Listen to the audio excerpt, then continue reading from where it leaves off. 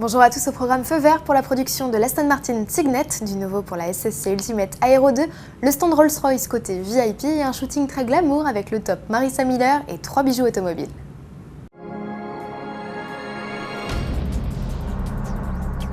Le concept car Signet va devenir réalité. Aston Martin a en effet annoncé hier le coup d'envoi de la production de sa luxueuse micro-citadine pour 2011. Et comme les berlines sportives, la puce des villes sera construite à Gaydon, dans le fief d'Aston Martin. Pour le docteur Ulrich Spaes, le directeur de la firme, la Signet ne compromet en rien l'avenir des voitures de sport. Au contraire, elle le soutient en proposant une plus grande liberté de mouvement, en ville notamment avec un gabarit très réduit, à peine 3 mètres à l'image de la Toyota IQ, sa jumelle japonaise. Sous le capot, la puce n'aura pas de diesel et table d'ores et déjà sur une motorisation essence très punchy, un 1,3 litre de 98 chevaux, à confirmer. Enfin, comme ses luxueuses grandes sœurs, elle profitera d'un catalogue de personnalisation très étoffé. Changement d'univers avec un monstre de puissance et de volupté, l'Ultimate Aero 2.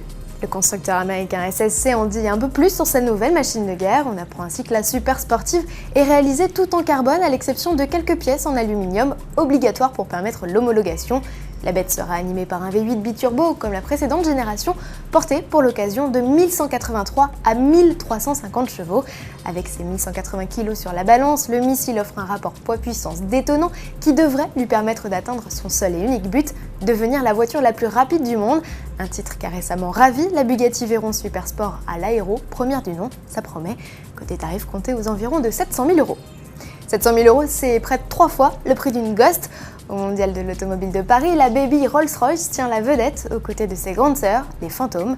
Ah, et qu'est-ce qu'on aimerait pouvoir un jour monter rien qu'une fois dans ces voitures d'exception ou juste une petite souris pour voir ce qui se passe là-bas au fond derrière les battants en verre. Malheureusement, les portes du stand sont en général fermées au grand public. Enfin, ça c'était avant que notre reporter Pauline Ducamp ne pénètre dans le sacro-saint du stand. Un espace VIP calme, à la déco exotique, plus grand encore que le stand lui-même.